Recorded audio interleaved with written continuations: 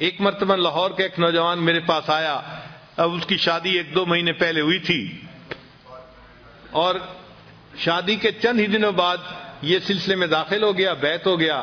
اب اس نے چہرے پہ داڑھی بھی سجا لی، نمازیں بھی پڑھنی شروع کر دیں، تو نیکی پہ آ گیا۔ اللہ کی شان کے ایک دن میرے پاس آیا، غصے میں تھا۔ میں نے پوچھا خیریت ہے؟ اللہ کی شان کے ایک دن میرے پاس آیا، غصے میں تھا۔ میں نے پوچھا خیریت ہے؟ کہنے لگا بس حضرت کیا بتاؤں، یہ جو میری بیوی ہے نا، اس نے بس مجھے بہت ستایا ہوا ہے۔ میں نے پوچھا کیا ہوا؟ کہنے لگا کہ کہتا ہوں تو نماز نہیں پڑھتی، سر پہ دوپٹے کا خیال نہیں رکھتی، اور بالکل اس کو تو دین کا کوئی احساس ہی نہیں ہے۔ یہ تو اس نے تو میرا جو ہے نا جینا حرام کر دیا ہے۔ خیر خوب اس نے غصے میں چند باتیں کہیں، تو جب اس نے غصے میں باتیں کر لیں تو پھر میں نے اس سے پوچھا کہ اچھا یہ بتاؤ کہ جب شادی ہوئی تھی اس وقت آپ دیندار اسی طرح تھے جیسے آج ہیں، یا آپ بھی اسی طرح کے تھے؟ کہتے نہیں جی، اس وقت تو میں بھی نمازیں نہیں پڑھتا تھا۔ اصل میں شروع میں دونوں ایک ہی جیسے تھے اور آپس میں پسند کی شادی تھی یہ۔ تو میں نے کہا کہ بھائی آپ بھی اسی جیسے تھے اور آپ بھی نمازیں نہیں پڑھتے تھے، تو آپ نے ایسی ہی بیوی پسند کی، تو بیوی تو وہی ہے نا، کوئی بدلی تو نہیں ہے، مگر فرق یہ پڑا کہ آپ نے اس مجلس میں آنا شروع کیا اور آپ نے دین کی باتیں سنی تو آپ نے دین کو قبول کر لیا، اور اب آپ کی زندگی نیکی دین والی بن گئی ہے۔ کہنے لگے ہاں یہ بات تو ٹھیک ہے۔ میں نے کہا یہ بتائیں کہ آپ کی بیوی نے کتنی نصیحتوں کی محفل اٹینڈ کی ہے؟ کہنے لگے وہ تو نہیں آتی۔ میں نے کہا کوئی اور دینی محفل اٹینڈ کی ہو جہاں اس کو دین کی طرف کسی نے ترغیب دی ہو، بلایا ہو؟ کہنے لگا نہیں۔ میں نے کہا پھر وہ کیسے دوپٹہ کرے گی سر کے اوپر، اور کیسے وہ پردے کا خیال کرے گی، نمازیں پڑھے گی؟ اس کو تو سمجھانے والا کوئی ہے ہی نہیں۔ آپ کو تو سمجھانے والے مل گئے، اس کو تو نہیں نہ ملے۔ تو اب اس کو فیل ہوا کہ بھائی حضرت جی مجھے آہستہ آہستہ نا اس بات پہ لے آئیں گے کہ اچھا اس کو محفلوں میں لایا کرو، تو یہ تو کام لمبا ہو جائے گا نا۔ اور وہ تو جلدی حل چاہتا تھا کہ حضرت جی مجھے کہیں وہ نماز نہیں پڑھتی، تم جاؤ ذرا اس کو سیدھا کرو۔ خیر جب میں نے دیکھا کہ بھائی یہ خاموش تو ہو گیا ہے لیکن اس کے دل سے ابھی غصہ ختم نہیں ہوا، تو پھر میں نے اس سے بات کی۔ میں نے کہا دیکھیں آپ ہر سنت پہ اب عمل کرنے لگ گئے ہیں نا؟ کہنے لگا جی میری کوشش ہوتی ہے ہر بڑی اور ہر چھوٹی سنت کے اوپر عمل کروں، میری پوری زندگی سنت کے مطابق ہو جائے، اور آپ بھی یہی تلقین کرتے ہیں۔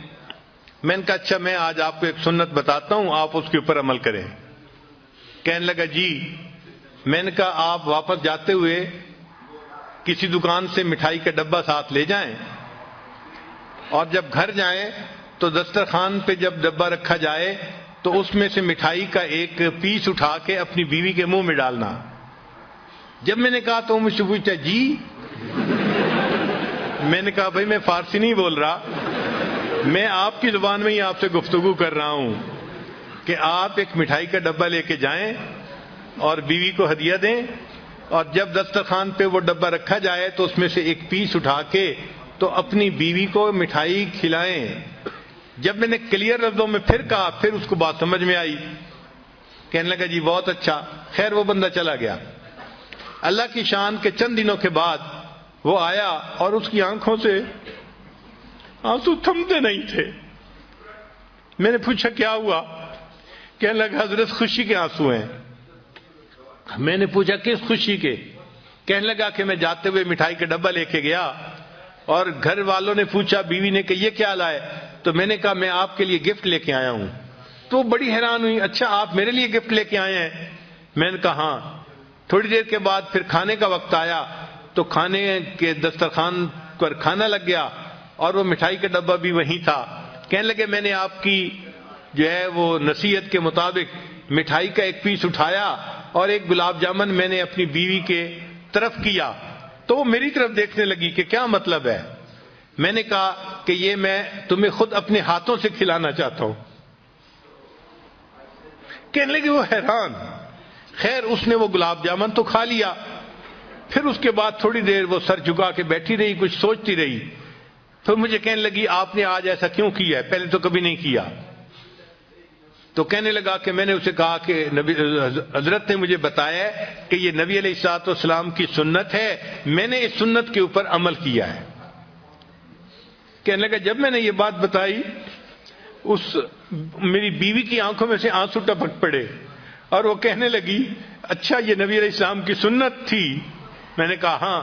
تو کہنے لگی اچھا کیا میں بھی اور سنتوں پہ عمل کر سکتی ہوں؟ تو میں نے کہا ہاں کر سکتی ہو۔ تو کہنے لگے وہیں بیٹھے ہوئے میری بیوی نے وعدہ کیا کہ میں آج کے بعد نمازیں بھی پڑھوں گی اور پردہ بھی کروں گی اور شریعت کے اوپر مکمل پابندی کر کے سنتوں والی زندگی میں بھی اختیار کروں گی۔